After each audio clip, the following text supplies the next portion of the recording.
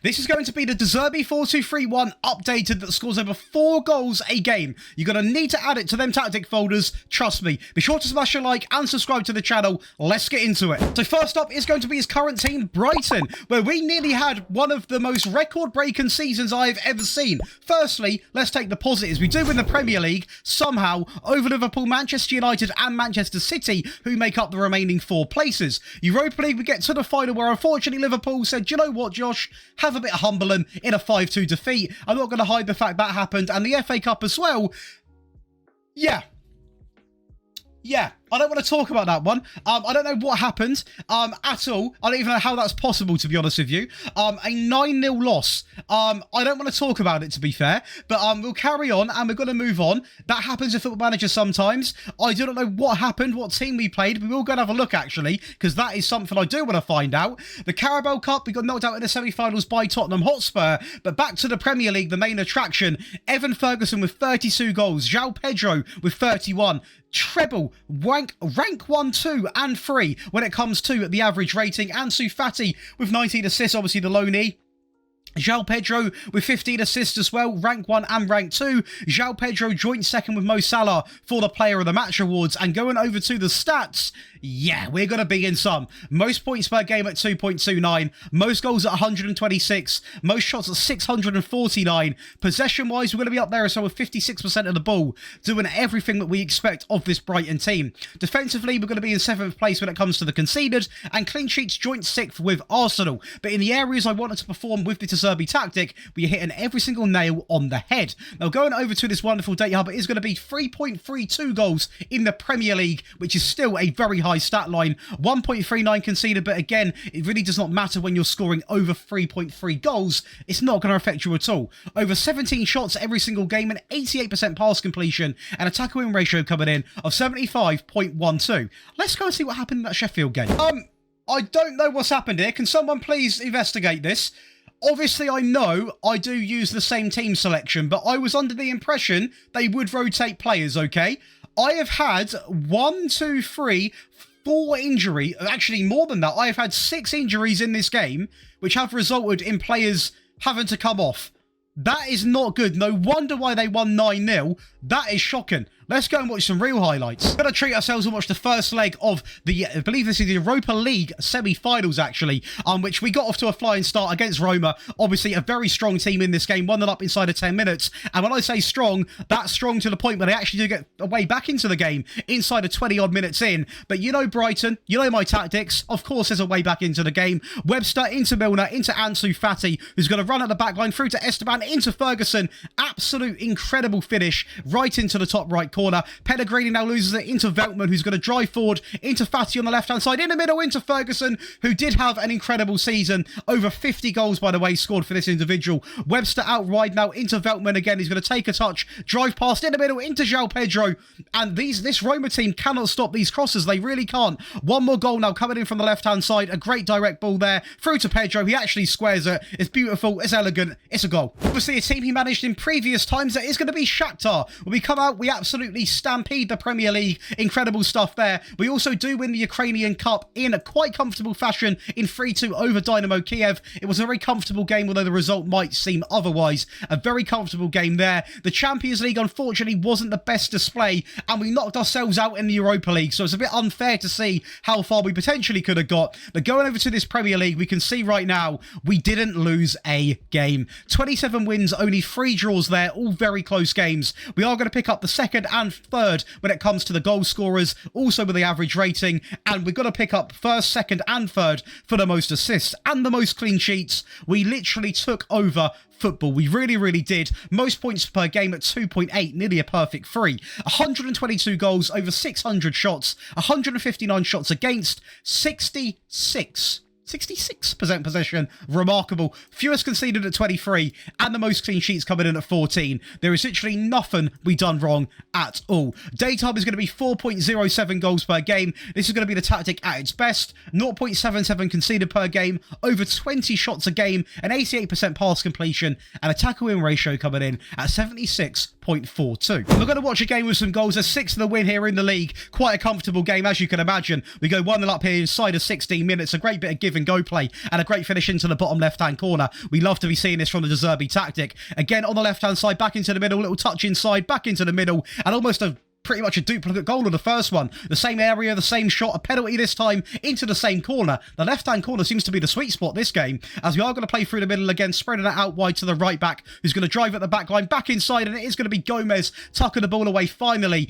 And at this point, we were 4-0 up, but of course, we've got to keep going, put the nail in the coffin. As you can see right now, Gomez goes through, and that is potentially the most better goalkeeper I've seen this year. Absolutely shambolic as a set piece now gets played in. A little bit of a backward set piece, actually, but it clearly ends up working. The right back into the middle, and it's an amazing finish. Now, probably the most impressive result, that is going to be Sassuolo, a team predicted to finish in 11th place. We have come out and just edged into the lead and won the league.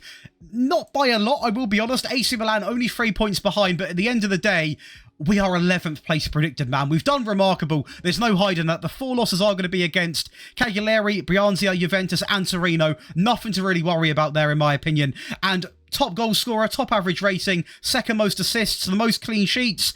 I mean, I really am struggling areas to complain about. Team stats as well, most points per game, most shots, fewest conceded, and the most clean sheets. Possession-wise, we're not going to be on there. We simply haven't got the players to actually compete with the likes of Juventus, Roma, Milan, Lazio, Bologna, and Inter Milan. But overall, the stats I am thrilled with. The fact we've come out and actually won the league is remarkable. The data hub is going to tell a bit more of this story. 2.13 goals per game, so the least we've scored, obviously the weakest team we're playing with. We're still conceding way under a goal a game. We're having over 15 shots every single match, a great pass completion, and a great tackle win ratio. Let's go and pick out some good highlights. This is a nice little game. I believe this was the 3rd to last game of the season in the league. A much needed win to obviously win that league against Juventus away from home. We got off to a flying start inside of 2 minutes. Then we're into the second half already. And to make it 2-0, it's going to be Berardi down the right-hand side, twisted and turned, and it is going to be a great give and go, a great finish, and an even better celebration. We love to see that. Of course, over to your favourite part of the video, the tactic breakdown. If you are enjoying so far, be sure to leave a like and subscribe to the channel. If you want to gain over 13 perks, including access to all 3 of these tactics,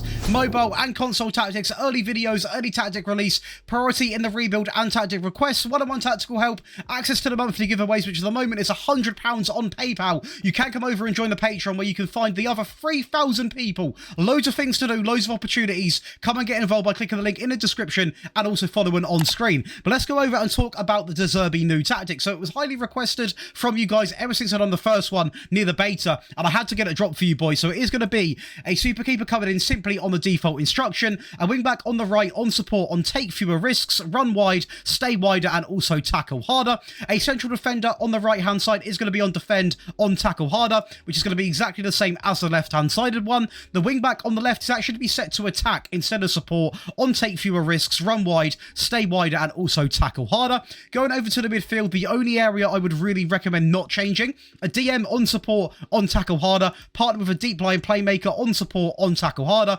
These two work really, really well. None of them are really going to be too attacking minded. You've got one here who is purely set to the defensive sort of standpoint, and you've got one player here who is going to sit deep and play the balls. You've got a lot of forward players here that will be making great runs in behind, so having a player to actually find them is absolutely vital. The inverted winger on the right is going to be set to attack on sit narrower and also tackle harder, and the inside forward on the left is going to be on support on sit narrower and also tackle harder. Nice sort of balance on both sides, meaning both of the wing backs can, as you can imagine, overlap. We love to see that. In the midfield is going to be an attacking midfield player on attack, on more direct passes, take more risks, run from position, move into channels, and tackle harder. If you're one of these people where you love lots and lots of possession, you can obviously take more direct off and have him move a little bit more short and fluid. And lastly, up front is going to be the advanced forward on attack, simply on shoot more often. Let's go to the team instructions. So all based off the gegenpress on the attacking mentality, it is going to be standard. It will say fairly wide for you. We're going to overlap left, we're going to overlap right, while playing out from that back line. Shorter when it comes to the passing directness. The tempo is going to be set to slightly higher with mixed crosses, work ball into the box, and be more expressive. Again, fast-paced passing, a little bit of higher tempo. We love to see it the Zerbi way. In transition, it's going to be quite common sense, but counter press, counter, play into the centre-backs while taking short goal kicks, or if you wish, you can roll the ball out. Lastly, our possession, of course, it's not going to be a standard line. It's going to be the high press line of engagement with the Zerbi higher line, maxed out on the trigger press, and obviously also stop crosses. Fast-paced, aggressive, quick-flowing football elegance. We love to see it to the attacking variant. And here we go, perfect for chasing a game, or if you are playing as a real big powerhouse, you can even go into the games like this. It is going to be a sweeper keeper on the default. The wing back on the right remains exactly the same as in the previous version, as does the left back as well. Both of the central defenders also remain unchanged because we don't really need to change anything from that back line because the changes are done up the field. And instantly, one big change, two big changes. A Volante on the left, simply on tackle harder, and on the right, take fewer risks and tackle harder as well. These Volantes are going to work so well in this 4-2-3-1 system. Very attacking minded, but also are going to come back and break up the play. On the right hand side is now going to be that inverted winger on attack, on shoot more often, sit narrower and tackle harder. The inside forward on the left as well, on attack now, shoot more often, sit narrower and tackle harder. Again, if your players have got really bad finishing, anything under 12, I would recommend not having this instruction on, so that's completely down to your team. In the midfield, there's going to be an attacking midfield player on attack, on more direct passes, take more risks, roam from position, move into channels, and also tackle harder. And lastly, it is going to be the advanced forward on attack, on shoot more often. That is going to be your team instructions, or your player roles, sorry. Let's go to them team instructions. Again, it is going to be based off the gegenpress on the attacking. We could not go with very attacking. It'd be way too overkill. We're now going to pass the ball into the space. We're going to overlap left, overlap right, of course. Shorter, the higher tempo, we're going to completely max it out now because we are trying to have a little bit of an aggressive side to this game. We're going to run at defence and we're going to be more expressive. It's very similar to that default version, but it is obviously buffed up to try and score more goals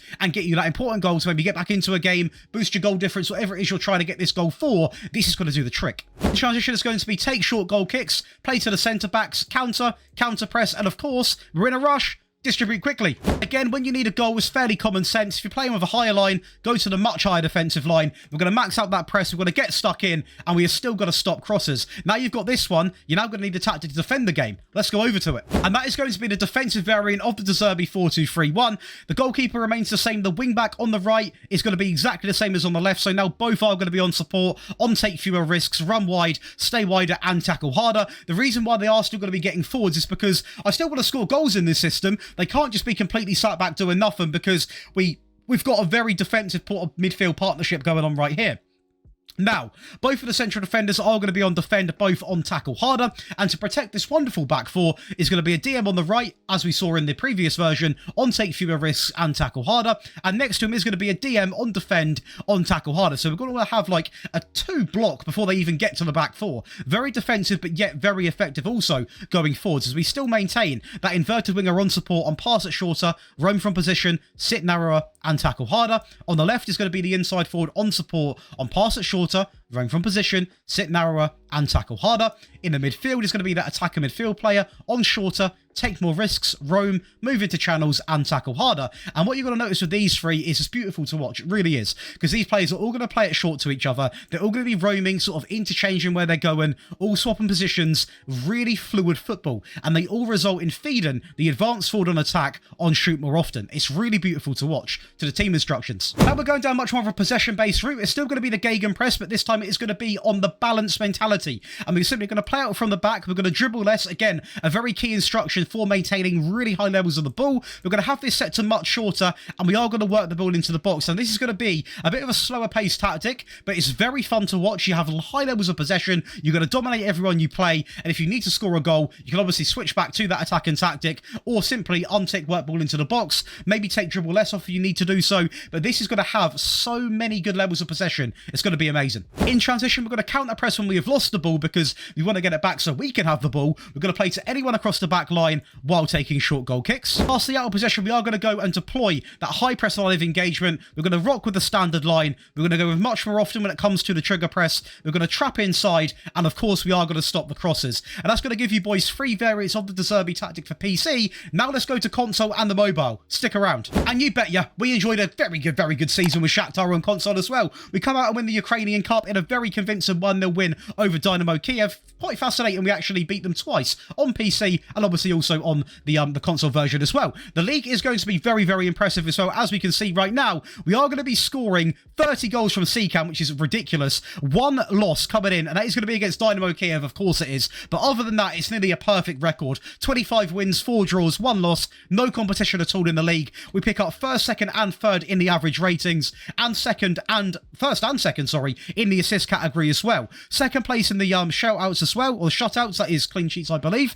Very weird way of wording stuff on this platform, I will say, but very fun to play it, I'm not going to lie. Going over to the data hub, it is going to be, wow, very incredible. 3.17 goals per game, only 0.67 conceded, over 16 shots a game, an 87% pass completion, and a 78% tackle win ratio. This tactic is nuts. I wanted to have some fun on the mobile version, so I thought, do you know what have I never tested in? The Argentina League. So we go out and we put on quite a display, to be fair. As you can see right now, we finish in second place in the Argentine League Cup, which is a little bit unfortunate because obviously, you know, we were very close to winning that as well, but we do come out and we do win the Argentine Premier Division as River Plate, having a great time. And do you know what? For anyone that actually wants to do an Argentinian save, River Plate is a very fun team to do it. There's a lot of competition in that league. It's quite fun. The restrictions are quite high with the transfers and who you can bring in, but it is quite a lot of fun, so I would recommend it. If you guys have enjoyed today's video, be sure to leave a like, subscribe to the channel, keep the comments coming on what you want to see next, and I'll see you boys in the next video.